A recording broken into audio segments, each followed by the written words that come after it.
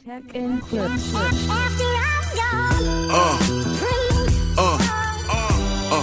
Yeah. Alright guys, welcome back to the channel. So shout out to the channel. You can't unhear this for this video titled Story of Helter Skelter's bass player mystery. Yes, this was a buy me a coffee suggestion, by Daniel Billy. Shout outs to him.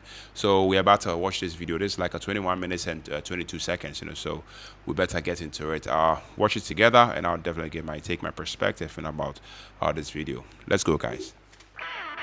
Helter Skelter is arguably the most controversial Beatles song.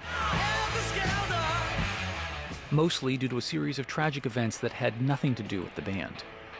But beyond that tragedy, the song has also been polarizing for its unusual style. Okay.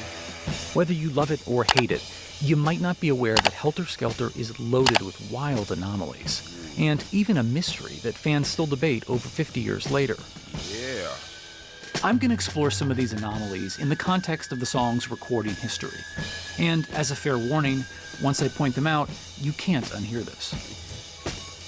Helter Skelter appears on the latter half of the Beatles' monumental self-titled double album, better known as the White Album. Okay. Like many songs on the White Album, Helter Skelter is an exploration of a specific style, falling somewhere in between pastiche and parody. In this case, of a psychedelic hard rock freakout, with scorching performances,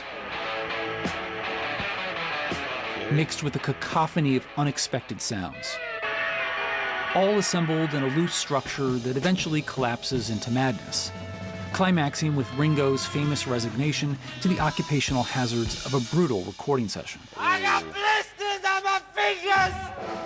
There's a lot more buried in the chaos too, which we'll get into later in the episode. Helter Skelter was written by Paul McCartney in early to mid-1968, during the creative explosion the band experienced following their extended trip to India. An early snippet of the song was serendipitously captured by a film crew that had stopped by EMI during Paul's recording session for Blackbird on June 11th.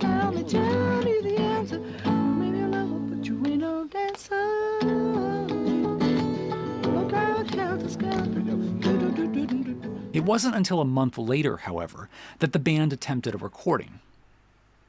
On July 18, 1968, in EMI Studio 2, the four Beatles worked for a bit on John's new song Cry Baby Cry. Cry, baby, cry. And then turned their attention to Paul's new composition, rehearsing and jamming until 3:30 the next morning. Okay. Among this session's recordings is a legendary 27-minute-long jam, a holy grail among some fans that is reportedly the longest Beatles studio recording ever. It remains unreleased, even on bootlegs. A different, shorter take from that night, however, has been officially released on a few compilations over the years. Take 2 of Helter Skelter is quite different from the final version. Here, the song is performed in a haunting minor key and features a slow, pulsating rhythm.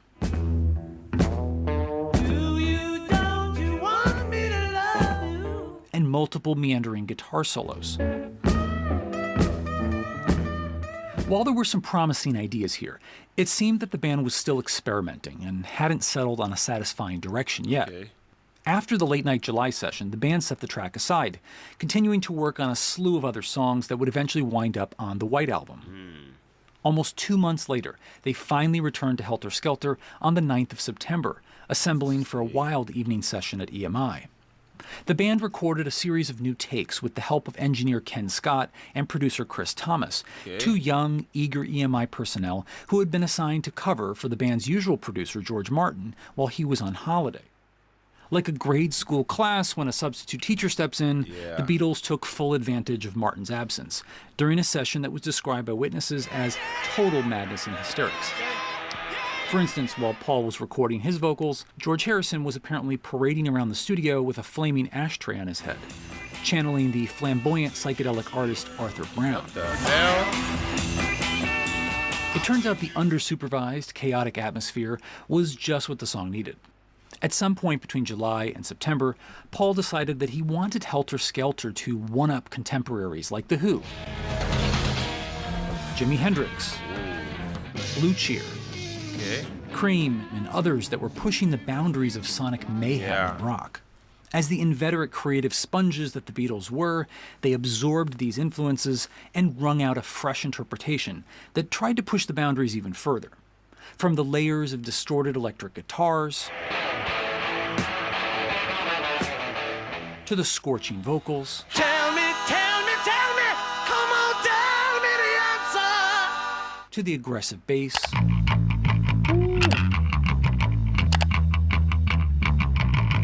and Ringo's blistering percussion, literally. Pleased with this new direction, the band selected the final take from the September 9th session as a suitable backing track, and then spent the next day, September 10th, adding numerous finishing touches. Conveniently, EMI had recently set up, at the band's request, a new 8-track recorder, which they had used for the very first time a few days earlier on George's new song, While My Guitar Gently Weeps. I look at you all. For Helter Skelter, the new machine allowed the band to easily add more vocal harmonies.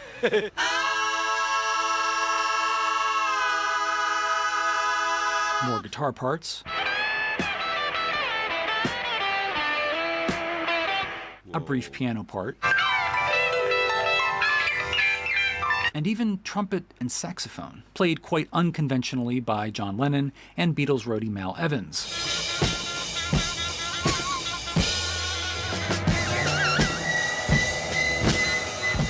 But that's not all. If you listen very closely, you may detect a bunch of other bizarre spoken snippets throughout the track.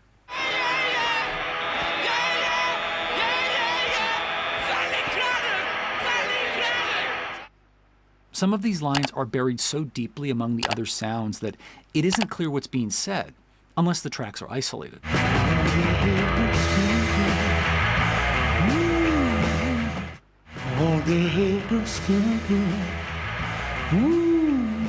Perhaps most bizarre is an entire bit of Paul's studio chatter left in. Hey, come here, son. I'll show you do that, you little bugger. Put your bloody hands on your head. Come on. All of these snippets simply add to the song's viscerally unsettling atmosphere. Okay. With all of these diverse pieces spread across 8 tracks, the recording was complete, but the weirdness continued even into the mixes. For a little context, the White Album would be the last Beatles album to get an official release in mono. The mono format had been fading in popularity by the late 1960s in favor of 2-channel stereo, which has remained the most commonly used format for recorded music since. Ironically, the White Album's mono and stereo mixes are some of the most divergent of their entire catalog, and Helter Skelter is probably the most noticeable example. The final mono version of Helter Skelter, which was mixed first on September 17th, has major differences from the later stereo mix, including more prominent harmony vocals, a different drum sound, but most of all, the mono mix is an entire minute shorter, fading out long before Ringo's famous exclamation. Therefore, it can only be heard on the stereo version. But within the performance itself, an even more interesting anomaly has sparked a heated debate among some fans. Who played the bass? As most fans know, Paul McCartney played bass guitar on the vast majority of Beatles songs, dating back to their earliest hits. But in the September 1968 issue of the Beatles Monthly Fan magazine, Beatles roadie, confidant, and casual archivist Mal Evans casually mentions an unnamed 24-minute right old jam session. He's referring to the slow July version of Helter Skelter. He notes that John Lennon played bass guitar just for a change. In the October 1968 issue, an entry references the nameless song again, reiterating John on bass, Paul using Epiphone guitar, and George on his new Gibson. Finally, in the November issue, which includes summaries of a bunch of new White Album songs, Helter Skelter is finally mentioned by name, with the final note that John plays bass, which is unusual. And it was unusual. Before the White Album sessions, there aren't any confirmed instances of John playing the final bass part on any Beatles song. And, as Ringo put it, John was not going to play bass. following Mal's account, most sources, including the official White Album Deluxe Edition booklet, and even the Beatles Rock Band video game, assume Paul and George on guitar and John on the Fender 6 bass, a unique 6-string instrument with a distinctive tone, used occasionally during the White Album sessions and later on during the Get Back sessions by John or George, typically while Paul was on another instrument. In 2018, however, a new piece of evidence surfaced that has led some fans to argue that this might be incorrect. On Disc 5 of the White Album Deluxe Edition, an outtake of Helter Skelter was released that allegedly proves that Paul, not John, is playing bass on the final version. The debate springs out of take 17, Helter Skelter, take 17. recorded on September 9th, shortly before the final take that was chosen for the song, take 21. Since this is a live take, and we can hear 2 electric guitars and a bass guitar, that means that John, Paul, and George were playing 1 instrument each. Let's listen to the chatter before take 17 begins. Have extra on the first one, isn't According to the new Paul theory, he's demonstrating how he wants extra emphasis on the first beat of that opening riff. To help explain it, he's demonstrating using his bass guitar. Next, Paul gives another instruction, again using the bass to help explain his point. Even though I may not be singing it moving along, I'm just trying to, baby, get to the bottom, and then just imagine it. Later on, it sounds like Paul is asking the EMI engineers to end the song creatively with a tape rewinding sound, instead of a normal fade-out. At the end, if it's gone well at the end, do that winding back the tape thing. He then demonstrates the timing on bass. Because I just will end up on Helter Skelter, Helter Skelter, yeah, Helter Skelter. These snippets of dialogue, when taken together with the performance that immediately follows, have fueled a debate across message boards, YouTube comments, and Reddit posts. Fans have even dug up further evidence, such as Ringo describing Helter Skelter as a track we did in total madness and hysterics in the studio. Sometimes you had to shake out the jams. And with that song, Paul's bass line and my drums, Paul started screaming and shouting and made it up on the spot. As far as I'm aware, there aren't any documented photographs from this specific session, and neither Paul nor John, George, Ken Scott, or Chris Thomas have ever commented about the bass part here in the decades of interviews since. So Ringo's kind of vague later recollection, Mal's newsletter notes, and the audio are all we have. So who's right? There are a few aspects of the actual recording to review for clues. First, the sound of the bass itself. The John argument claims that Helter Skelter's bass sounds like the distinctive tone of the Fender 6, often described as being in between a normal bass and a regular guitar. But here's the Fender 6 on another White Album track, Honey Pie, as played by George while Paul was on piano.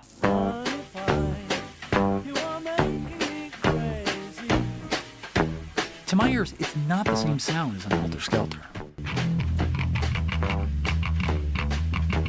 Helter Skelter's bass sound does closely resemble a few other songs in the Beatles catalog, all of which were recorded around the same time, and all of which were documented as being played by Paul.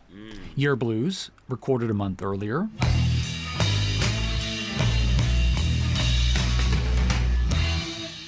Why Don't We Do It in the Road, a month later. Why don't we do it in the road? Or Glass Onion, recorded the very next day after Helter Skelter.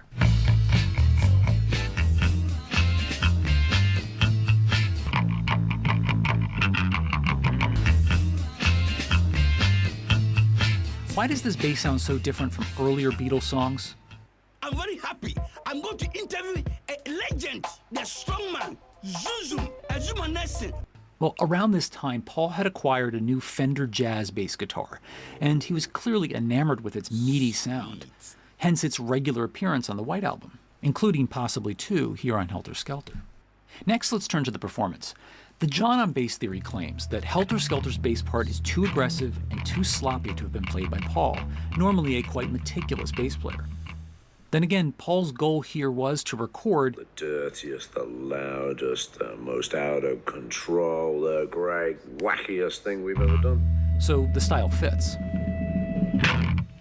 Furthermore, during the middle bridge section on take 17, it sounds like Paul is basically singing along to the bass part. Considering this sounds like a spontaneous ad-lib on a live take, it seems very likely that's him singing and playing. what about the other guitars on the backing track? If Paul were on bass guitar, as the new theory suggests, then that means that John and George were handling their usual roles on guitar. And I find this lineup plausible. After all, the distorted opening riff sounds strikingly similar to John's opening riff on the single version of Revolution, released just weeks earlier. We also learned from Take 17 that the rest of the guitar parts on the backing track are only playing basic chords throughout. The only instrument that plays the famous descending scale at this point is the bass guitar. In my view, it seems unlikely that Paul would give such a critical part of his own song to someone else to play, especially John, who really didn't like to play bass. Beyond Take 17, another intriguing piece of auditory evidence from that day surfaced on the 2018 White Album Deluxe Edition. In between takes, the band jumped into an ad-libbed run-through of the Elvis classic, You're So Square, Baby I Don't Care.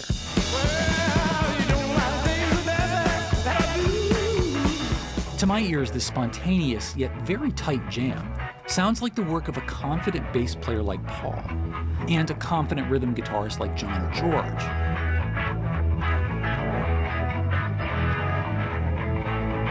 Because the band basically rolls into Helter Skelter, we can assume it's the same instrument lineup on both songs. Clearly, there's a lot of intriguing clues in the tape archives that point to a fairly convincing case for Paul on bass. But what about Mal's account, the original source of this long-standing bass credit to John? Mal, who was ever present at Beatles sessions, was likely correct about John playing the very simple bass part on the slow July rehearsal session, while Paul was still working out the direction for the song. As for the September session, perhaps Mal or the newsletter editor just mixed it up. I contacted Kenneth Womack, author of a fantastic new Mal Evans biography, Living the Beatles Legend. He reviewed Mal's diaries for these session dates and confirmed that Mal only mentions the Helter Skelter instrument lineup, with John on bass, in a diary entry from July. Mal's diary also mentions the September remake, but there's no mention of the lineup and no mention of John on bass. So those later newsletter reports might simply have repeated the July details by mistake. With dozens of new songs to report on and limited ways to corroborate details, a minor oversight like that could easily go unnoticed and eventually seep into the official narrative. That is, until recently. As with a lot of these debates, the most intriguing aspect to me isn't the answer, but rather that there could even be a question in the first place. These organic little anomalies of the analog era, especially during this period of wild studio experimentation, are part of why the Beatles catalog remains so endearing, so fascinating, and so alive all these decades later.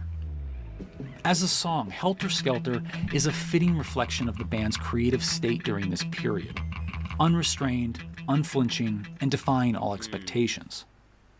Coming off the roller coaster experience of 1967 and their subsequent jaunt in India in early 1968, the Beatles as a cohesive creative unit was fracturing, and ideas that might not have passed muster under the former Lennon-McCartney regime were suddenly let loose.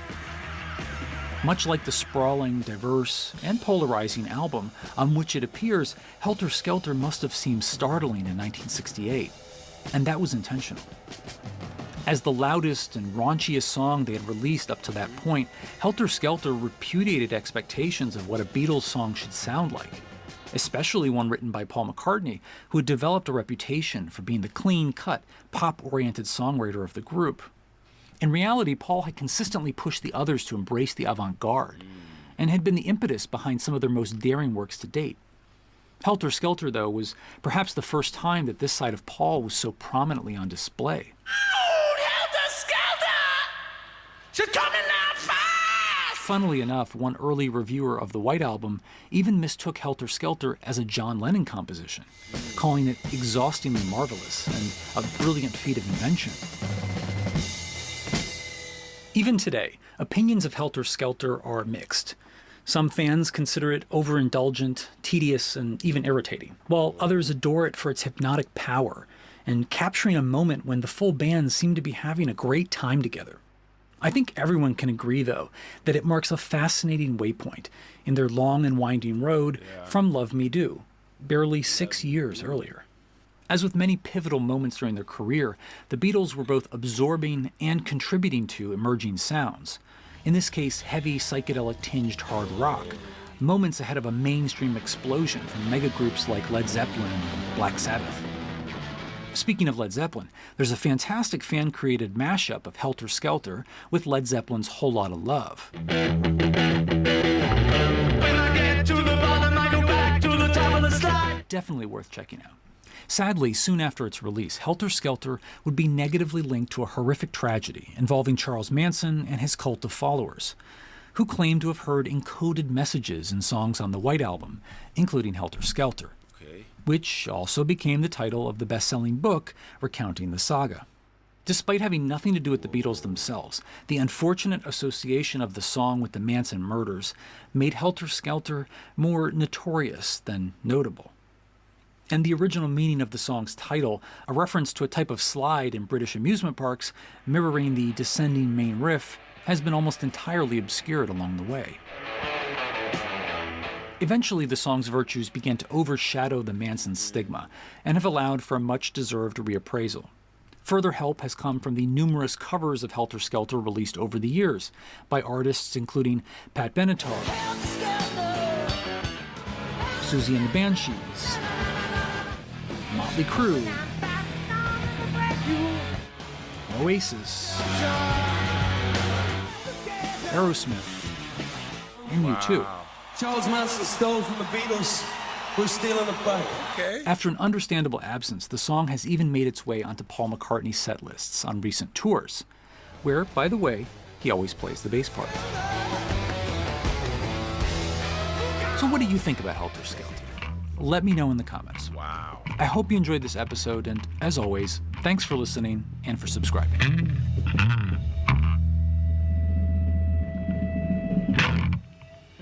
I got blisters on my fingers! George Harrison. Okay, the story of Helter Skelter's bass player mystery. Shout out to the channel. You can't hear this once again. And also shout out to the ability for suggesting that we check this video out.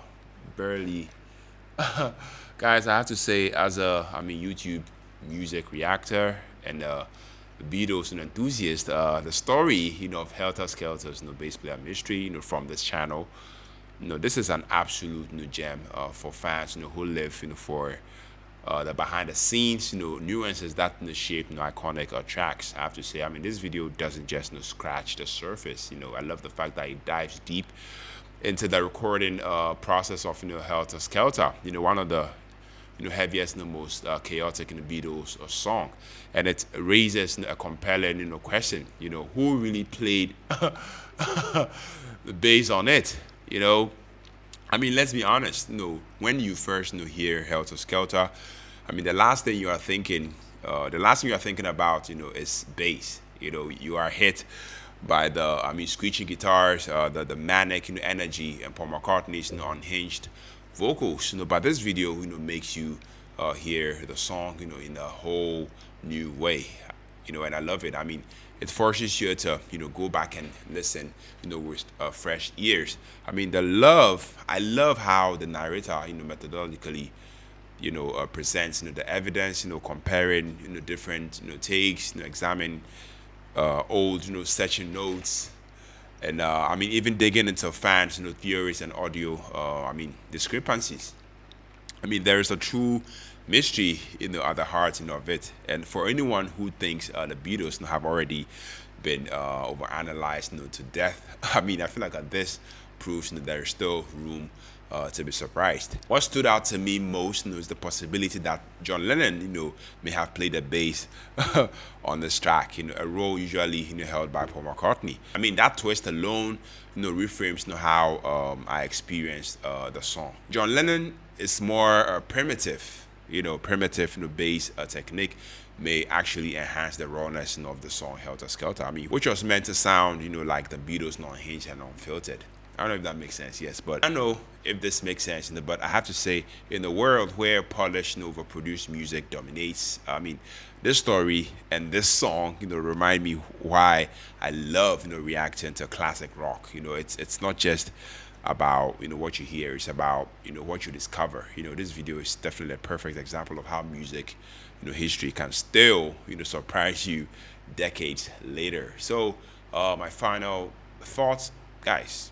I have to say, if you are a Beatles fan or a musician or just love, peeling back the layers of great music, I feel like this video is definitely a must watch. Definitely will change how you hear this song, Helter Skelter, forever. Yeah. Shout outs to, you can't unhear the shout outs to that I will do for throwing this my way. Guys, let me know what you also think about this one down in the comment section. Let me know if you want me to do, content, like this on the channel. I'll definitely be glad to do that. Thank you for tuning in. Thank you for watching with me. Thank you for subscribing. Until the next reaction, take care, stay safe, peace out.